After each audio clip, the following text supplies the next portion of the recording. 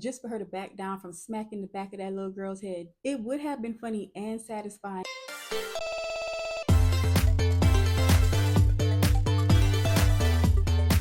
There's been a new Tyler Perry show that recently premiered on Netflix called She the People. Now, I'm not all gung-ho about Tyler Perry Productions, but Beauty in Black is pretty good, so I was willing to give this one a chance.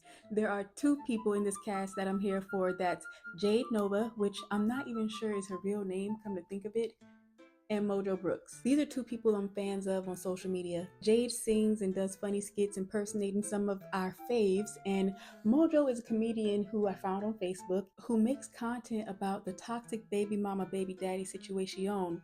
I don't even want to be laughing at him, but it's hilarious. At least to women, I see a lot of female fans in his comments. So I checked this show out all excited to be entertained, and within the first 5 minutes I'm a little annoyed and I'm trying to figure out why. So this show is about a black woman who is running for lieutenant governor in Mississippi. Her name is Antoinette. So the first episode starts off on election day, like right in there. Antoinette has the help of some of her ghetto relatives as part of her team, and they barely seem like they know what they're doing, but that plays into the funny part. So we have Antoinette who's at an interview where the interviewer is trying her with the questions, her tone, and just the whole feel of the interview. Almost like an interview to make her look bad. Speaking of your mother, she lives on the south side of town. Her family staff is on the side on looking with stank faces. So then we have a scene where Antoinette is at the church campaigning and it's not going well. It's here that she finds out that her daughter is at a party. So let me get on to the kids real quick. The first scene with them was after we met their father who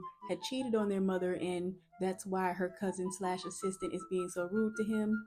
I'm with her though. No, sir. What you doing here? Shamika. Ex's gotta wait outside. But anyways, the churn. The boy seems nice, like a nerdy little kid, but I know he's gonna do something sneaky later. The daughter, she comes out strong like, Mom, this stupid election, you're ruining my life. And of course, by ruining her life, she's referring to something very not life ruining. She's just not liking the attention that her family is getting from being in the election. So Antoinette's ex-husband takes the daughter to her friend's house, and this is how she's able to sneak to the party. He pulls off before she even gets to the door good, which is so unrealistic. And right after he pulls off, a blue car pulls up and it's her boyfriend coming to pick her up and take her to this party. As soon as she gets in there is when I really started hating the script. They're all like, yeah, my parents are stupid. Here's the fake IDs. Like, it all just came out in one swoop and it just made it seem too staged, like not natural at all. So yeah, they go to this party, and that's how her mom sees the clip on social media while she's at the church campaigning. Her daughter, so young and dumb, she tells her mom she's almost 17 and is gonna move in with her boyfriend. This all ends with her mom punching the boy in the nose and calling another young person a dopehead and taking her daughter back with her. So now they're all in the car on the way to the facility because remember, it is election day, and turns out the video of her mom at the party is going viral. Another moment in the car is when Auntie Grandma and the daughter, they have a small back and forth when the girl's like, weren't you in the clubs at 16? She makes a whole bunch of threats, Auntie Grandma, but she does nothing. And that's the problem with the girl now. Antoinette's mom been talking all day about how she's all soft and basically whitewashed, just for her to back down from smacking the back of that little girl's head. It would have been funny and satisfying if they had a scene where they let Auntie Grandma hem her granddaughter up real quick. They finally get to the facility, and on the TV we see the parents are identifying with Antoinette's viral video. And moments after that, with people still in the line, we learn that she won the race, like one right after the other. And I don't even think we knew who she was running against. So a chaotic episode, but a happy ending. All I can say is wow. There were many attempts at comedy, but not all successful to me.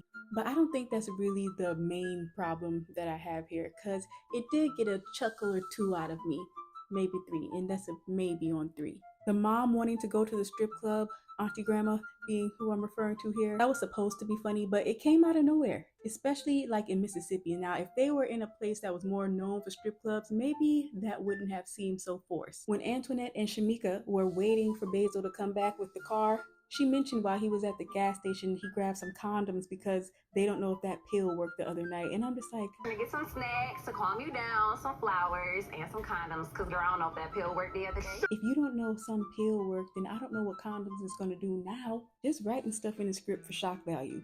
Or am I missing something? Did y'all know what she meant by that? I think the people they chose a part of her team were good, but it was also annoying that the ghetto older woman's name was Auntie Grandma. Like, huh?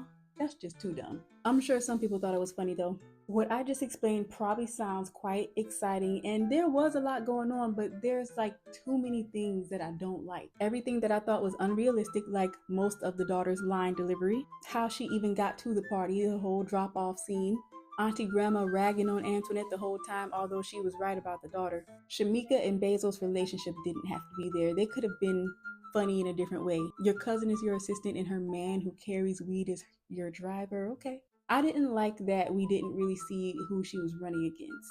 Almost every character on the show was exhausting. I don't think I'll be keeping up with this one. I know that this was only the first episode, but yeah, this is probably all that I'm going to be able to take. If you like it, let me know. And if you like this video, let me know by pressing that button. Thank you for stopping by my little chit chat, and I'll see you next recap.